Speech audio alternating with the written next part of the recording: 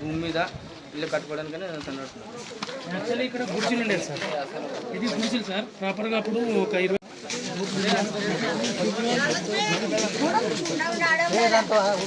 మాట్లాడండి. అర్థం మాట్లాడద్దు మరి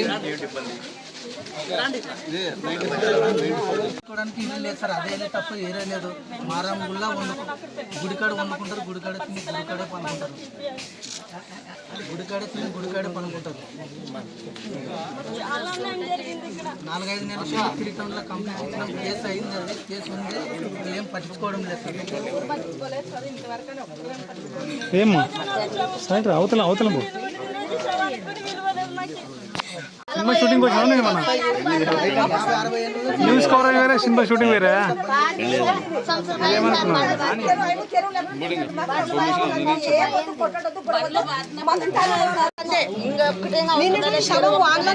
ఎవరు మాకు దయచేసి ఎవరు న్యాయం చెప్పేద్దని రాలేదు. ఈ గేర్ల మొత్తం మాకు లేదంటే మా వాళ్ళ ఫ్యామిలీ మొత్తం సచ్చా ఈడ పూస్తాం. ఇంకా దీని కింద మించిందంటే ఏం లేదు. ఇంకా వాళ్ళకంటే ఎవరు ప్రజలు లేరు, ఎవరు లేదు. గేల చెప్పే న్యాయం లేదు. చెప్పు. ఆ పాపని ఒకటికి ఇచ్చింది. ఆ పాపని ఈ రోజు భర్తగానే వదిలిపెట్టినాడు వాళ్ళ అన్న కూతుర్ని. ఈ రోజు ఆ భర్త వాళ్ళ నాయన ఈ రోజు అట్లా చేసింది మేడము. ఈ రోజు ఎవరు న్యాయం మేడము. ఆ పాప ఎంత బీదలంటే అంత బీదరాలు తెలుసా. అంతే సార్. మాకు ఏం కొట్టద్దు, మాకు దారి కావాలంతే. వాళ్ళ ఇంట్లో ఆయన శవాన్ని పెట్టాలి. యాక్చువల్గా రోడ్డు మీద కాకుండా కార్యక్రమం వాళ్ళ ఇంటి దగ్గర జరుగుతుంది. కార్యక్రమం జరగాలంటే బండ్లు ఉన్నాయి. ఎట్లా వస్తారు మేడం? దానికోసమే బండ్లు పెట్టాలంటే వీళ్ళు మామూలుగా మాకు న్యాయం జరగడం లేదు. ఆ బండ్లు తీస్తే మీలాంటి వాళ్ళు పెద్ద ఆఫీసర్లు, ఎమ్మెల్యేలు అలాంటి వాళ్ళు వస్తే పరిష్కారం జరుగుతుందని వాళ్ళ ఆలోచన మేడం.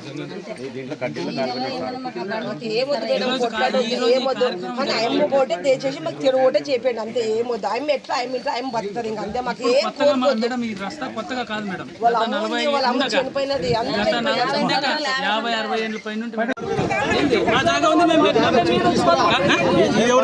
అడగండి. తీసుకురా అంటున్నారు కదా, అడగండి. ఏం కావాలా? పట్ట కావాలి కదా, మేము చూడండి.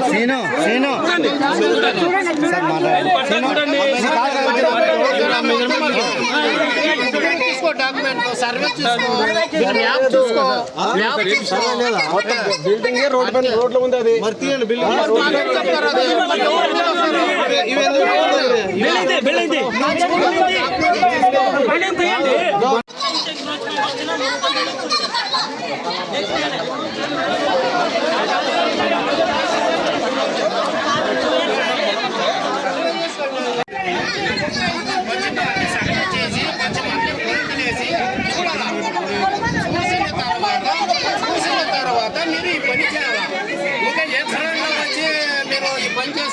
చాలా జోరుజన్మ అవుతుంది. గవర్నమెంట్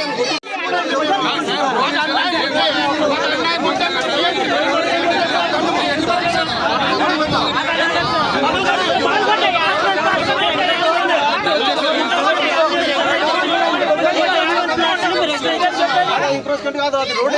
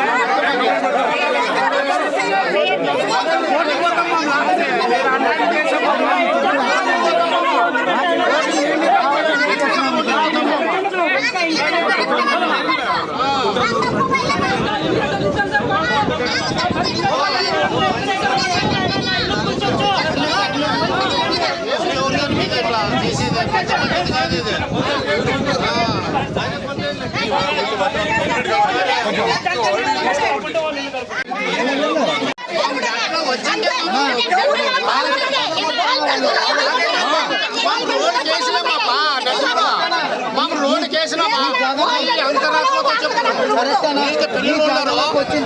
పిల్లలు ఉండరు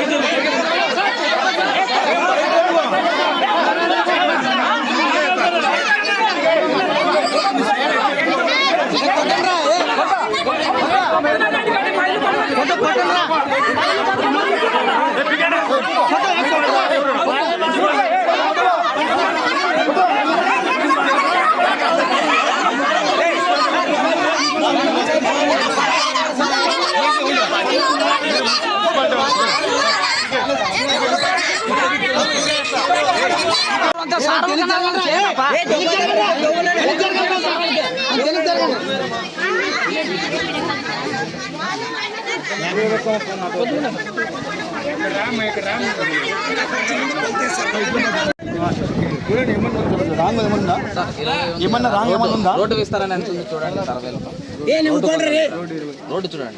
చూడండి అక్కడ నుంచి చూడండి. రోడ్డు చూడండి. ఎంతసేపు ఉన్న వాళ్ళే చెప్పుకుంటారు కానీ అది కొత్త పాత్రం కట్టించింది. వాళ్ళ ఇష్టానుసారం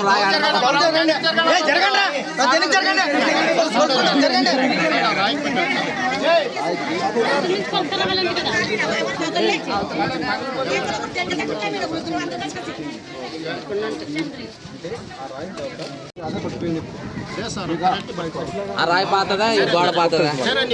అతను రాయి రాయి అంటున్నాడు కదా, ఆ రాయి పాతదా గోడ పాతదా? మేము ఇక్కడ పట్టుకో ఆ రాయికి సరిగ్గా పెట్టుకో, అక్కడ మనం చూద్దాం దా సార్. పట్టుకో కరెక్ట్ రాయి సరిగ్గా పట్టుకో.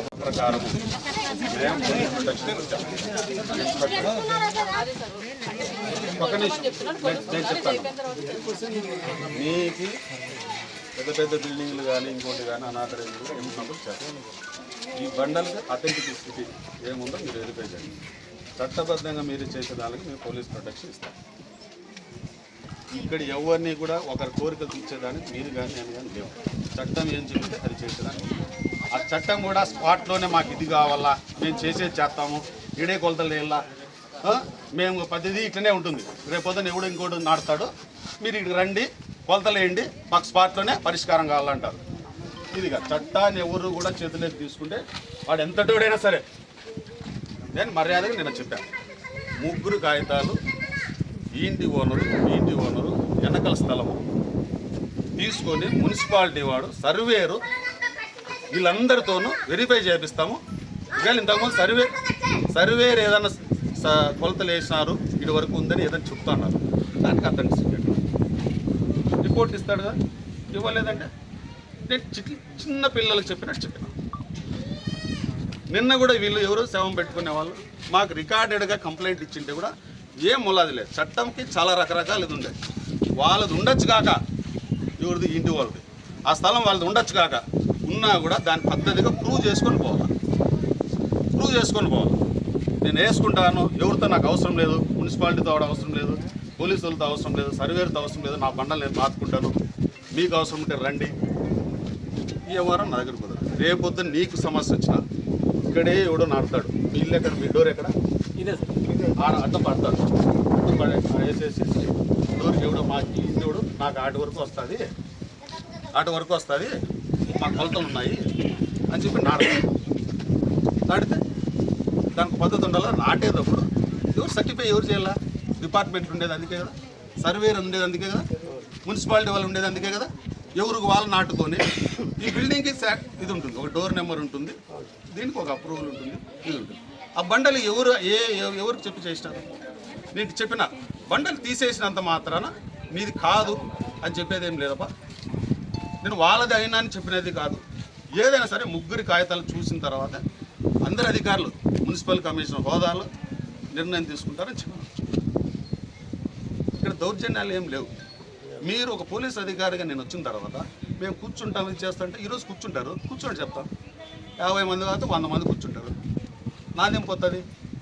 ఫోటోలు ఉంటాయి, నేను తీసుకోకుండా ఇంతమంది తీస్తున్నారు, ఇవే ఫోటోలు తీసుకుంటాను, ములాజ లేకోకుండా కంప్లైంట్ కోర్టు జడ్జి దగ్గరికి పోయి చెప్పుకోండి. అంటే మిమ్మల్ని అడుక్కునే పని నాది. మీ మీ మీ ఇంటి మనిషినా నేనేమన్నా? నాకేమన్నా వాళ్ళేమన్నా బంధువులా? మీరేమన్నా ఇదే? ఒక అధికారి పోలీస్ స్టేషన్కి వచ్చినారంటే అంత లోకువా? క్వశ్చన్ చేయడమా?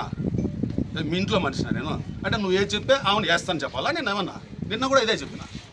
లేదా మ్యాప్ తీపిస్తే నాకు ఇదేం అర్థం కాదే, ఒకవేళ నువ్వు చెప్పేదాని ప్రకారం నీకు కరెక్ట్ ఉండొచ్చు. ఎవరు చెప్పాలి? అది మున్సిపాలిటీ వల్ల ఎంచరు సబ్జెక్ట్ చెప్పాలి. ఓనర్షిప్ వేరే, పొజిషన్ అండ్ ఎంజాయ్మెంట్ వేరే. క్రిమినల్ ఆస్పెక్ట్లో నేను ఓనర్షిప్ని డిసైడ్ చేయను. నువ్వు ఇంటికి బాడికి ఇచ్చింటావు, ఇంటికి ఓనర్ ఎవరు? రికార్డెడ్గా నువ్వు ఇంటికి బాడికి ఇచ్చింటావు. 3 నెలల తర్వాత బాడుకు ఉండేవాడిని పర్మిషన్ లేకుండా ఇంటికి పోతే నువ్వు జైలుకి పోతావు. నేను ఓనర్ని కదా, ఇంటి ఓనర్ని కదా అని చెప్పేదానికి లేదు. ఏం చెప్తుంది చట్టం? అది పొజిషన్ ఎంజాయ్మెంట్ అని చెప్తుంది. క్రిమినల్ ట్రెస్పాస్ అంటారు. ఇవన్నీ మీకు తెలియక అవసరం లేదు, చెప్పాల్సిన అవసరం లేదు. నేను ఓనర్ని నేను నాటుకుంటానంటే ఆ పక్క స్థలం ఏంటి ఎవరు చెప్పాలా? నాకి ఓనర్షిప్ డిసైడ్ చేసే పరిస్థితి కానీ అవసరంగా నాది కాదు. పోలీసు ఎవరు చేయాలా? రెవెన్యూ వాళ్ళు, మున్సిపాలిటీ వాళ్ళు, సర్వే డిసైడ్ చేస్తారు. నేను క్లియర్గా చెప్తున్నా, లా అండ్ ఆర్డర్ ప్రాబ్లం వస్తుంది ఇట్లా అని చెప్పాను. చెప్పిన తర్వాత వస్తే మున్సిపాలిటీ వాళ్ళంతా వస్తే మేము పడతామండి. అధికారులతోన మీ ఫైట్. మీరు ఏదైనా ఉంటే సార్ మా కాగితాలు ఇవి సార్, రేపొద్దు నీకే సమస్య వస్తుంది, నిన్ను ఎవడో కొడతాడు, మళ్ళీ నా దగ్గరికి ఏదో రావాల్సింది నువ్వు, లేకపోతే నీకు ఇంకొకటి ఏదో స్థలం ఏడ ఉంటుంది, నా దగ్గరికి ఏదో రావాల్సింది. నీ కొడుకు ఏదో సమస్య వస్తుంది, రోడ్డు మీద పోతా అంటావు, ఎవడో ఏదో అంటాడు కొడతాడు, ఎవరి దగ్గర పోతావా? నువ్వే జడ్జిమెంట్ చేసుకుంటావా? నేను నీటికి చెప్పాను కదా ఇంత వివరించి, వాళ్ళకేమన్నా నేను ఎవరు ఫేవరబుల్ మాట్లాడినా? నువ్వు ఇప్పుడు మీరు వాదోపవాదన లేదన్నా కూడా ఆఫీస్కి వచ్చినప్పుడు చెప్తే అందరూ విని చెప్తారు. మాకు కానీ ఆయన కానీ వాళ్ళకేమన్నా మాకేమన్నా ఇది ఉందా? మీ మొగాలు చూడమే ఫస్ట్ టైం వాళ్ళదే అంతే కదా. నేను ఇప్పుడు ఒక నిమిషం, నేను సబ్జెక్ట్ చెప్తున్నా, మీరు ఏదైనా చెప్పాలి. ఒక నిమిషం, ఇప్పుడు నువ్వు ఒక మాట మాట్లాడతావు, వాళ్ళు ఒక మాట మాట్లాడతారు. నేను వచ్చిన పర్పస్ ఇదైతే నేనేం చెప్తానంటే, ఈ చట్ట ప్రకారం ఇక్కడే జడ్జిమెంట్ చేసేసి ఇట్లే స్పాట్ సొల్యూషన్ అనేది ఎప్పుడు కూడా చేయకూడదు. అది కాదు, ఎందుకంటే మున్సిపాలిటీ వాళ్ళు ఇంత ముందే 2-3 సార్లు కొలిచినారండి, ఒక్కసారి కూడా రిపోర్ట్ ఇవ్వాలి మీ వాళ్ళు. ఇక్కడ మిస్టేక్ వచ్చేసి అదే మిస్టేక్ అయింది. అదే మనకి రిపోర్ట్ ఏదైనా ఇచ్చింటే కనుక మేము చాలా వాళ్ళకు చూపించి దాని ప్రాబ్లం మేడం సర్వే మాత్రమే చేస్తారు. మేడం మాట్లాడి రిపోర్ట్ ఇవ్వాలి అంటే సర్వేయర్ ఇవ్వాలి, కరెక్ట్ ఇది తప్పు అని. మా వాళ్ళు మున్సిపాలిటీ వాళ్ళు వచ్చి జస్ట్ ఉరికి కొలిచి ఇది ఇది అని చెప్పిపోయింటారు కానీ దాని మీద ప్రాసెస్ ప్రకారము ఏదైతే రిపోర్ట్ ఇవ్వడానికి సర్వేయర్ కదా టౌన్ ప్లానింగ్ అంటే బిల్డింగ్ కన్స్ట్రక్షన్స్ రోడ్ డెవలప్మెంట్ ఇవి కరెక్ట్ గా జరుగుతున్నాయా లేదా చూస్తున్నారు సర్వేయర్ ఇచ్చిన రిపోర్టు టౌన్ ప్లానింగ్ వాళ్ళు వచ్చి ఇది మెజర్మెంట్ అని చెప్పిపోతారు కానీ రిపోర్టు సర్వేయర్ ఇవ్వాల్సింది చాలా సార్లు అవుతుంది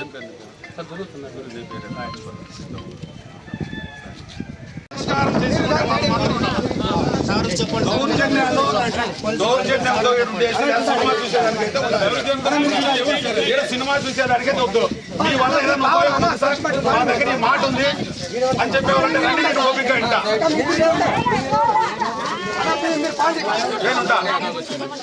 మున్సిపాలిటీ వాళ్ళు ఏడ మున్సిపాలిటీ వాళ్ళు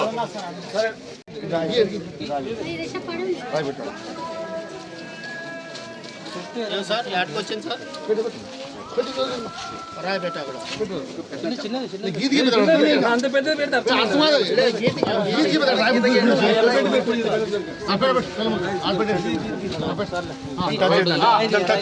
దాన్ని తగ్గలేదా ఆ జాగా నీదే 100% నీదే అడ్జస్ట్మెంట్ తర్వాత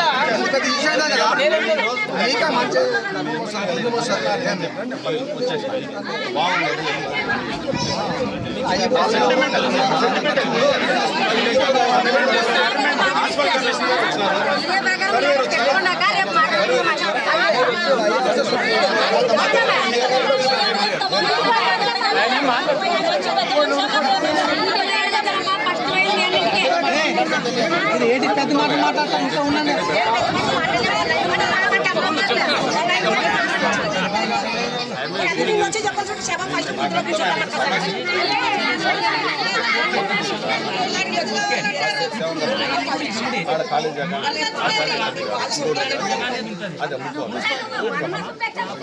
అంటే ఒక మనిషి అమ్ముకోలేదు ఇప్పుడు వాళ్ళు ఇల్లు తప్పు చేసినారు ఇంకోటి తప్పు చేసినారు పనిష్మెంట్ మాత్రం శిక్ష మాత్రం ఎవరు పడింది ఆ స్థలం అది ఎంత 20,000 పోతే 50,000 పోతే శిక్ష ఎవరికి పడింది ఇప్పుడు ఇతను మీరు వచ్చి ఇప్పుడు ఇతన్ని అడిగినట్లే ఒక స్థలం ఎవరైనా అమ్ముకోవాలన్నా కూడా ఇంకొక మీరు నిజంగా చెప్పండి నేను ఎన్నెన్నో పోరాటాలు చేస్తుంటే వేరే వాళ్ళ కోసం అదే కోసం మీరు సాటి నిజమే ఆ పరిస్థితి రాకూడదు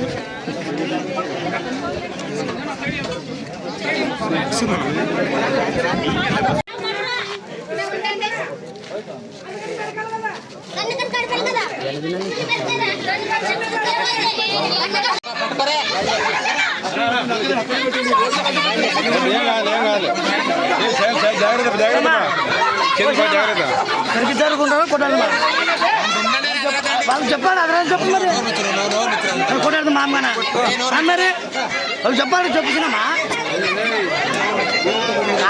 ఊరితో కొడుకుతావు నువ్వు మరి ఏం మాట్లాడుతావు నువ్వు ఆడంట కొడుతావా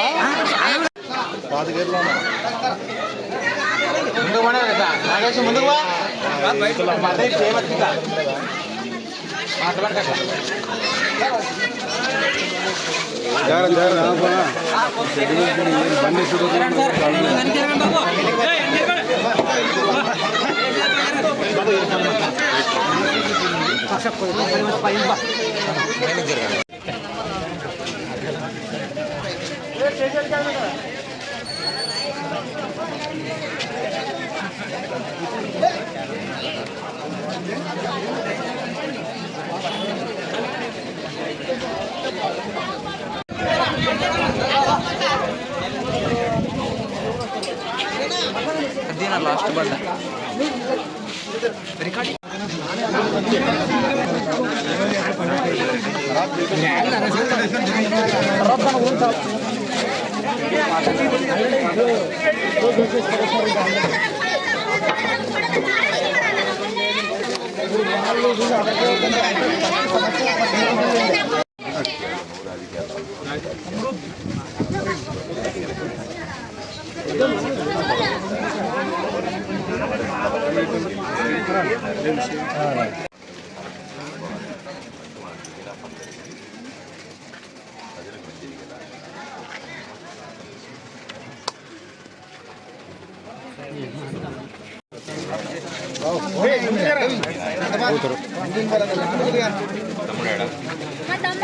అవతల సైడ్ గీడే గమ్మన్